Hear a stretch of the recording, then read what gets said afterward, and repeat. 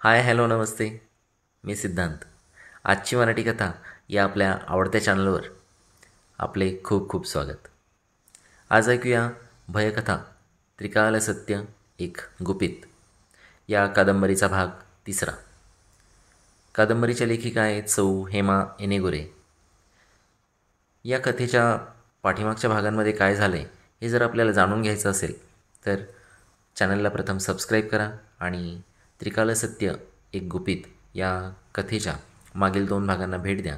कथेचा पाठीमागचा भाग समजून घ्या आणि त्यानंतरच या कथेला इथून ऐकायला सुरुवात करा. सुरुवात करूया आजच्या कथाभागाला. आज शुभदाला खूप भीती वाटत होती. कारण वाड्यात काम करणारे गडी सासू मेल्यापासून कमी झाले होते. 1-2च कामाला येत होते. गंगूबाई मात्र दररोज येत होती. पण आज सासरे व लेकरं घरी नव्हते. नवरा कालपासून गायब होता. आज रात्री शुभदा वाड्यात एकटीच होती. तिने गंगूबाईला झोपायला बोलावले, पण तिने स्पष्ट नकार दिला.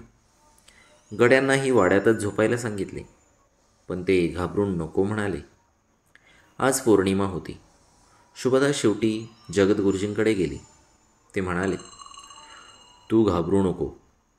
पाहिजे तर मी वाड्यात बसून जप करेन. तू शांत झोप.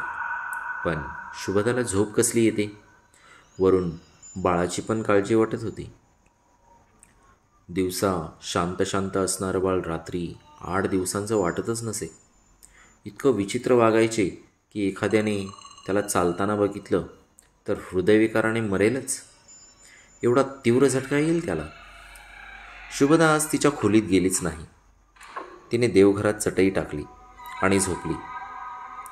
बाळ देवघरापर्यंत आलं आणि परत गेलं. कारण ते आत येत असताना त्याला तीव्र झटका बसला. ते रागातच बघत निघून गेलं. दूरवर जाऊन खिखी हसू लागलं. मग हळूहळू तळघराच्या पायऱ्या उतरून खाली गेलं. थोड्या वेळानं बाळाच्या हसण्याचा खेळण्याचा आवाज येऊ लागला. शुभदाने गळ्यात जगद्गुरुजींनी दिलेला गंडा बांधला आणि हळूच ती तळघराकडे गेली. तिने वाकून पाहिलं तर बाळ अभद्राच्या मांडीवर खेळत होतं. ते अभद्र आपल्या असंख्य जिभा काढून त्याला चाटत होतं. त्याने ते हसत होतं. शुभदाला ते किळसवानं वाटत होतं. तसेच तिलाही भीती वाटत होती. ती पळतच देवघरात गेली आणि लटलट कापत डोळे बंद करून पडली. घाबरून झोप तर येत नव्हती. रात्रीच्या शांततेत जगद्गुरुजींचा आवाज घुमत होता. मध्यरात्र झाली आणि त्या अभद्रच्या ओरडण्याचा आवाज येत होता. सुभाष त्याला ओढून नेत होता आणि ते जायला तयार नव्हते. तसेच एका हातात बाळाला पकडले होते. सुभाष ते बाळ काढून घेण्याचा प्रयत्न करत होता. बाळाला ओढलेलं त्या अभद्राला आवडत नव्हतं. सुभाषला लवकरच त्या अभद्राला वाड्यातून बाहेर काढायचं होतं. पौर्णिमा 3 नंतर संपणार होती. सुभाष पण काहीतरी मंत्र म्हणत होता. वाड्यात जोरजोरात आवाज येत होता. बाहेर गावात काहीच आवाज येत नव्हता. शुभदा तर देवाला पकडून बसली होती. तेवढ्यात सुभाषची जोराची आरोळी ऐकायला आली. शुभदा घाबरून बाहेर आली. पाहते तर काय, ते अभद्र सुभाषला उचलून भिंतीवर आपटत होता. तरीही सुभाष मंत्र म्हणायचा थांबत नव्हता. सुभाषच्या डोक्यातून रक्त वाहत होते. शुभदाला काही कळाले नाही. ती पळतच देवघरात गेली आणि देवारात ठेवलेलं गंगाजल उचललं आणि बाहेर येऊन त्या अभद्रच्या अंगावर फेकलं. ते अभद्र जळाल्यासारखे ओरडले आणि बाळ त्या सुभाषला टाकून तळघरात निघून गेलं. बाळही पाणी अंगावर पडल्याने चिरकत होतं. सुभाष मात्र तिच्याकडे रागाने बघत होता. काय केलंस हे? मी त्याला वाड्याबाहेर काढत होतो. थोडं लागलं असतं मला तर चाललं असतं. पण हे भयंकर धूळ काय करेल माहीत नाही. सगळ्या मेहनतीवर पाणी फेकलंस. काय टाकलंस ते अंगावर सगळं? शरीर जळजळतंय माझं. गंगाजल? मूर्ख आहेस का? काहीही करतेस? एवढं बोलून सुभाष शुभदाकडे बाळाला देऊन परत तळघराकडे गेला. बाळ डोळे लाल करून जाणाऱ्या सुभाषकडे पाहत होते. शुभदा त्याच्या हातात अजूनही गंगाजलाची वाटी होती. तसे असतानाच बाळाला तिच्या हातात दिले. बाळाला त्या वाटीच्या पाठीला चटका बसला. बाळ पटकन खाली उडी मारून आपल्या खोलीत निघून गेले. समोर ओसरीत बसलेले जगद्गुरुजी आश्चर्याने त्याच्याकडे पाहत होते. ते पटकन उठले आणि शुभदाकडे आले. बघ शुभदा, तुला म्हटलं होतं ना की हे बाळ साधारण नाही, त्या अभद्राचे मूल आहे. कोणते बाळ 15 दिवसात आपल्या पायावर चालत जाते किंवा टुनकून उडी मारते? शुभदा अजूनही धक्क्यात होती. तिचे तर डोके चालत नव्हते. 2 वाजून गेले होते. झोप नसल्याने डोकं दुखत होतं. अजून पुढ्यात काय वाढून ठेवलंय हे तिलाही माहीत नव्हतं.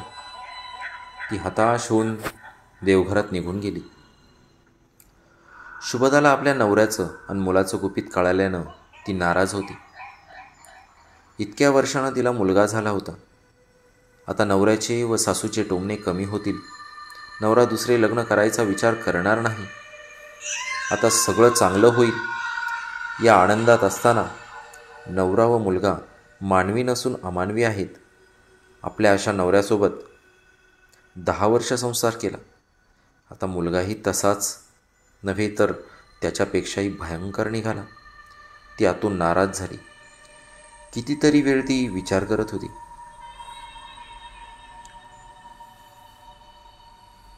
जेव्हा तिचे डोळे उघडले तेव्हा सकाळचे 10 वाजले होते. गंगूबाई तिला आवाज देत होती. अहो बाई साहेब, बाळ कुठं आहे जी? त्याला तेल लावून आंघोळ घालते. तुम्ही असं देवघरात झोपलासा? बाहेर ओसरीत जमिनीवर तसेच मालक झोपले. ती बाळ कुठं आहे? ते खोलीत पाळण्यात आहे. नाही जी, मी तिथं जाऊन आले. ती आणि शुभदा बोलत असताना जगद्गुरुजींचे लाडके बोल त्यांना ऐकू आले. गुरुजींच्या समोर बाळ जमिनीवर सतरंजीवर झोपलं होतं. ते मस्त हसत खेळत पाय हलवत होतं. गुरुजी त्याला खेळवत होते. रात्री जे बाळ पाहिलं ते आता मुळीच वाटत नव्हतं. गुरुजींनी त्याच्या हातात, पायात व गळ्यात कसले तरी ताईत बांधले होते. तरीही ते बाळ शांत होते. म्हणजे त्या बाळावर दिवसा त्या अभद्राची छाया पडत नसे. शुभदाला वाटलं काहीतरी असे घडावे आणि आपल्या बाळाच्या अंगातून ते अभद्राचे अंश निघून जावे. आपले बाळ आपल्याला मिळावे. पण ते कसे शक्य होणार होते? अजून रंगय्या स्वामी तर आलेच नव्हते.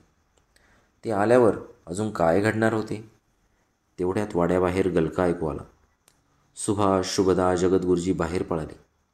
बाहेर नारायणाची बायको छाती पिटत जोराने रडत होती. अहो मालकीनबाई, तुमच्या नवऱ्याला सांगा बरं. गुमान माझ्या मुलाला परत दे म्हणून. कुठं आहे ते सांगा म्हणाव. काल रातीला कसला तरी पूजा करायचा म्हणून घेऊन गेलं त्याला. पुन्हा तो परत आलाच नाही. हे भूत आहे भूत. रातीला स्मशानात पूजा करतोय. यानंच माझ्या मुलाला गायब केलं आहे. ओ शांता काकी, तुमचा मुलगा माझ्यासोबत आला होता. पण पूजा झाल्यावर आम्ही गावात परत आलो. तो आपल्या घरी परत गेला. मी माझ्या घरी आलो. मी काहीही केलेलं नाही. बघा असेल इथेच कुठे. किंवा गावात आधीच लोक गायब होत आहेत, तो पण झाला असेल. उगीच माझ्यावर आळ घेत आहे. ती शिव्याशाप देत तेथंच थांबली. खरं तर सुभाषने त्याला नको म्हणत असताना बळजबरीने वशीभूत करून नेलं होतं. नेताना त्याला वाटले कोणी पाहिले नाही, कारण तो एकटाच घाबरत घाबरत बाहेर शौचाला जात होता. तेवढ्यात त्याची आईही त्याला पाहण्यासाठी बाहेर आली. तिने आपल्या मुलाला त्याच्या मागे जाताना पाहिले. पण सुभाषने त्याला स्मशानात नेऊन पूजेसाठी बळी दिला होता. पूजाविधीवर त्याचे रक्त चढविले होते. पूजा झाल्यावर त्याचे शरीर उचलून आणून त्या अभद्रासमोर फेकले होते. त्याने त्याला कडकड फोडून खाल्ले होते. यात सुभाष थकला होता. त्याला पायऱ्याही चढता येत नव्हत्या. तो कसाबसा ओसरीवर चढला आणि तेथेच झोपी गेला. शुभदाला माहीत होते की एकतर नवऱ्याने काहीतरी केले किंवा त्या अभद्रानेच त्याला खाल्ले. ती गुपचुपात निघून गेली. सुभाष परत तयार होऊन कुठेतरी निघून गेला. दिवस असाच निघून गेला. आजही जगद्गुरुजी जप करण्यासाठी वाड्यात आले. रात्र वाढत गेली आणि बाळ जोरजोरात चिरकू लागले, रडू लागले. बाळाच्या सर्वांगाची आग होत होती. आग लागल्यासारखे हात पाय गळा चिरत होते. जगद्गुरुजींच्या दोऱ्याने ते होते. बाळ धडपडत तळघराकडे गेले. शुभदा जोरात ओरडली, संकेत बेटा थांब, जाऊ नको, जाऊ नको खाली. आज तिने बाळाला नाव दिले होते, पण ते न ऐकता खाली गेले. शुभदा भारावल्यासारखी त्याच्या मागे गेली. आत पाहते तर काय, बाळ आपली आग शांत करण्यासाठी त्या अभद्राने आणलेल्या मानवाचे रक्त पीत होते. शुभदा जोरात किंचाळली. आज बेशुद्ध होऊन पडली. ते अभद्र पळतच तिच्याकडे आले, पण काहीही न करता परत गेले. थोड्या वेळाने तिला शुद्ध आली आणि ती पळतच वर आली. ती घाबरून देवघरात जाऊन बसली. गुरुजी सांगितल्याप्रमाणे ते अभद्र शुभदाला काही न करता गेले. त्याला माहीत होते की शुभदा त्याच्या बाळाची आई आहे. सुभाषचा काहीही पत्ता नव्हता. शुभदाचे शरीर अजूनही लटलट कापत होते.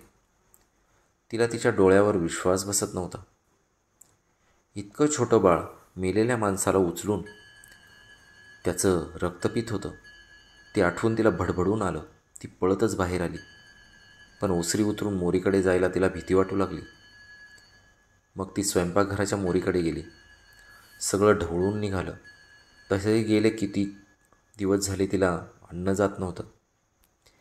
बाळासाठीचं दूध पण आटलं होतं. ती त्याला वरचंच दूध पाजत होती. ती तिथेच लवणली. सकाळी परत गंगूबाईच्या आवाजानं तिला जाग आली. अव मालकीनबाई, आज बी इथं झोपलासा? त्या तान्ह्या बाळाला खोलीत एकटं सोडून? अव तुम्हासनी तर ठाव आहे ना, गावात ते अभद्र भूत आलंय. तुमच्या वाड्याच्या मागचा दरवाजा रातभर उघडाच असतंय. तेथून आलं म्हणजे मालक बी कुठं दिसत नाही.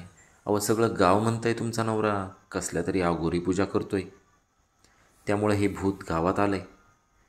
आधी तुमची सासू करायची. दादासाहेब चांगलं माणूस बघा, ते आणि थोरल्या बाईसाहेब पण दिसत नाहीत आजकाल. ते होय, देवदर्शनासाठी गेले आहेत. बरं चल, घाल आंघोळ बाळाला. बाळाच्या खोलीत गेली तर बाळ पाळण्यात छान खेळत होतं. गंगूबाईनं त्याला मालिशसाठी खाली उचलले. अहो मालकीनबाई, बाळाची तब्येत 4 दिवसात लई सुधारलेली दिसती या. बाळ सुधारलंय बघा, उचलताना बी जड लागतंय. शुभदाने त्याच्याकडे पाहिलं तर खरंच मोठं दिसत होतं. त्याला कारणही तसंच होतं. ती एकदम दचकली. बाळ मालिश करताना छान हसत खेळत होतं. अंघोळ घालून झोपवलं आणि उठल्यावर दूध दिलं तर ते प्यायला तयार नव्हतं. जसं काही त्याला ते नको, दुसरं काहीतरी हवं होतं. गुरुजींनी त्याला भस्म विभूती लावली आणि बाळाने चटकन दूध पिलं. गुरुजी म्हणाले, शुभदा, विपरीत घडत आहे. यालाही रक्ताची चटक लागलेली दिसते. बघ, 2च दिवसात हे किती मोठं झालंय. मला भीती आहे हे त्याच्यासारखं लवकर बनू नये. रंगय्या स्वामी लवकर यावेत हीच देवाकडे प्रार्थना. एवढंच बोलून शुभदा देवघरात गेली. तेथे बसून पूजा करू लागली. तेवढ्यात सुभाष तेथे आला. जगद्गुरुजींना बाळासोबत खेळताना पाहून त्याला राग आला. तुम्ही इथं कसं काय? शुभदा कुठे आहे? तुम्ही इथंच ठाण मांडलेला दिसतोय. सुभाष, तोंड सांभाळून बोल. तू जातोस स्मशानात पूजा करायला. ही वाड्यात एकटीच आहे. वरून ते अभद्र वाड्याच्या तळघरात आहे. एवढंच नाही, तुला माहीत राहावे म्हणून सांगतो, हे बाळ साधारण मानवी नसून अमानवी आहे. त्या अभद्राची मुलं आहे हे. त्याला न्यायला ते अभद्र येथे आले आहे. ते बाळाला घेऊन जाणारच. काल रात्री मी आणि शुभदाने त्या अभद्रासोबत बसून या बाळाला रक्त पिताना पाहिलं आहे. आता तरी शुद्धी दे. जगद्गुरुजींचे हे ऐकून सुभाषला धक्का बसला. एकतर त्याला वाटत होतं की ते अभद्र वाड्यात असलेलं फक्त त्यालाच माहिती आहे, पण तसं नव्हतं. गुरुजी व शुभदालाही हे माहीत झालं होतं. म्हणूनच तिने मुलींना माहेरी पाठवलं होतं.